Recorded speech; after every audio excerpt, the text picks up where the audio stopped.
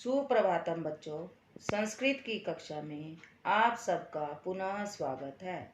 आज हम पंचम अध्याय सत्संगत्या प्रभावः पाठ का अध्ययन करेंगे, जिसका अर्थ है सत्संगति का प्रभाव, अच्छी संगति का प्रभाव।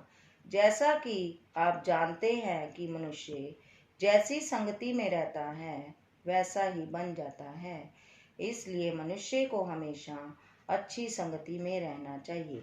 अच्छी संगति में रहने से मनुष्य में अच्छे विचारों का निर्माण होता है और यह कहा भी गया है, जैसी संगत वैसी रंगत। आज हम इस पाठ को एक कहानी के माध्यम से पढ़ेंगे। पुरा कस्मिंश्चित् वने रत्नाकरः नाम एकः तस्करः निवसति स्म। तस्कर का अर्थ है लुटेरा या डाकू। प्राचीन काल में किसी वन में रत्नाकर नाम का एक लुटेरा रहता था। सह अति क्रूरः आसीत्, वह बहुत निर्दयी था। यह कश्चित् पथिकः तस्मात् मार्गात् गच्छति स्म। जो कोई यात्री उस रास्ते से जाता था, रत्नाकरः तस्य धनं हरति स्म। रत्नाकर उसके धन को छीन लेता था। यह कश्चित् तस्य विरोधम करोति स्म। जो कोई उसका विरोध करता था, रत्नाकरः तम भृशं ताड़यति स्म। रत्नाकर उसे अत्यधिक मारता था। एवं रत्नाकरस्य कुकर्म भी जनाः दुखिता आसन्। इस प्रकार रत्नाकर के बुरे कर्मों से लोग दुखी थे। एकदा एकः मुनि तस्मात् मार्गात् गच्छति स्म। एक बार एक मुनि उस रास्ते से जा रहा था। रत्नाकरः गच्छन्तं मुनिं दृष्ट्वा उच्चैः अवदत्। रत्नाकर ने जाते हुए मुनि को देखकर जोर से बोला, भो मुने, हे मुनि, तत्रैव तिष्ठ, वहीं रुको। यत् किंचित् तव समीपे अस्ति मह्यं यच्छ। जो कुछ भी तुम्हारे समीप है, तुम्हारे पास है, मुझे दे दो। रत्नाकरस्य वचनं श्रुत्वा मुनि अहसत् अवदत्। रत्नाकर के वचनों को सुनकर मुनि हंसा और बोला, भो तस्कर, अरे लुटेरे, अहम मुनि अस्मि, मैं मुनि हूँ। अस्मिन् वन प्रदेशे अहम तपः करोमि। इस वन प्रदेश में मैं तपस्या करता हूँ। मम समीपे धनम न अस्ति, मेरे पास धन नहीं है। केवलम एकम जल पात्रम अस्ति। जल पात्रम का अर्थ होता है पानी का बर्तन। केवल एक पानी का बर्तन है। रत्नाकर है सक्रोधम अवदत्। रत्नाकर गुस्से से बोला, जल पात्रम त्यक्त्वा गच्छ, अन्यथा तव वधम करिष्यामि।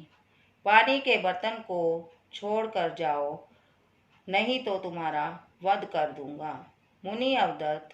मुनि बोला, मम जीवनम अपि परोपकाराय अस्ति। परोपकाराय का अर्थ है दूसरों की भलाई के लिए।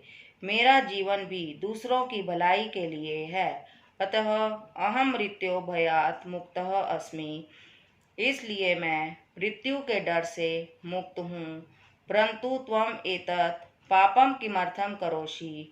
परंतु तुम यह पाप किस लिए करते हो। रत्नाकर, अहम स्वपरिवाराय एतत् कार्यम करोमि। रत्नाकर ने कहा, मैं अपने परिवार के लिए यह कार्य करता हूँ। मुनि, किम तव परिवारस्य सदस्याः पापस्य फलं प्राप्स्यन्ति। क्या तुम्हारे परिवार के सदस्य पाप के फल को प्राप्त करेंगे। रत्नाकर, अथ किम, और क्या। मम सर्वे बांधवाः पापे अपि मम सहायका। मेरे सभी संबंधी पाप में भी मेरे सहायक हैं। मुनि, गृहं गत्वा पृच्छ, घर जाकर पूछो। रत्नाकरः, भो मुने, हे मुनि, त्वं चतुरः असि, तुम चतुर हो। यदि अहम गृहं गमिष्यामि तर्हि त्वम् इतः गमिष्यसि। यदि मैं घर जाऊंगा तो तुम यहाँ से चले जाओगे। मुनि, यदि विश्वासः न अस्ति तर्हि अनेन वृक्षेण सह बद्ध्वा गच्छ। यदि विश्वास नहीं है तो इस वृक्ष के साथ बांध कर जाओ। रत्नाकर मुनिम वृक्षेन सह बद्ध्वा गृहं गच्छति। रत्नाकर मुनि को वृक्ष के साथ बांधकर घर जाता है। रत्नाकर गृहे पितरम मातरम भार्यां स्वपुत्रम च पृच्छति। घर में पिता, माता, पत्नी और अपने पुत्र को पूछता है। रत्नाकर भो पिता, हे पिताजी, किम त्वं मम पापे सहायक असि। क्या तुम मेरे पाप में सहायक हो। पिता पुत्र, जन पापस्य फलम स्वयं आपनोति। मनुष्य पाप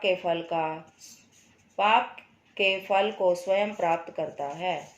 अतः अहम तव पापस्य सहायक न अस्मि। इसलिए मैं तुम्हारे पाप का सहायक नहीं हूँ।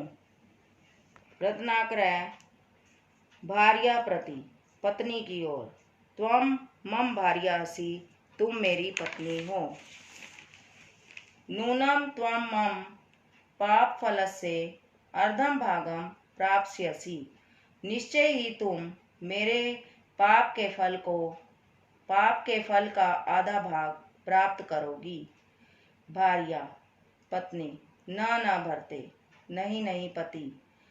मानव स्वयं कर्तव्यस्य फलं प्राप्नोति। मानव स्वयं कर्म के फल को प्राप्त करता है। एवमेव माता पुत्र च अपि अवदताम्। इस प्रकार माता और पुत्र से भी बोला। परिवारस्य सदस्यानाम् उत्तरं श्रुत्वा रत्नाकर वनं गत्वा मुने उपदेशेन राम इति जपन् महर्षि वाल्मीकि च अभवत्। परिवार के सदस्यों का उत्तर सुनकर रत्नाकर वन को जाकर मुनि के उपदेशों से राम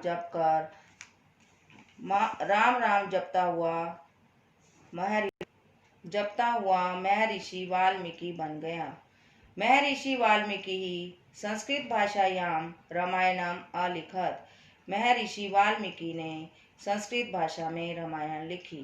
बच्चों, जैसा कि आपने देखा कि एक डाकू एक मुनि के प्रभाव में आकर महर्षि वाल्मीकि बन गया और उसने संस्कृत भाषा में रामायण लिखी। इसीलिए मनुष्य पर अच्छी संगति का प्रभाव पड़ता है। धन्यवाद।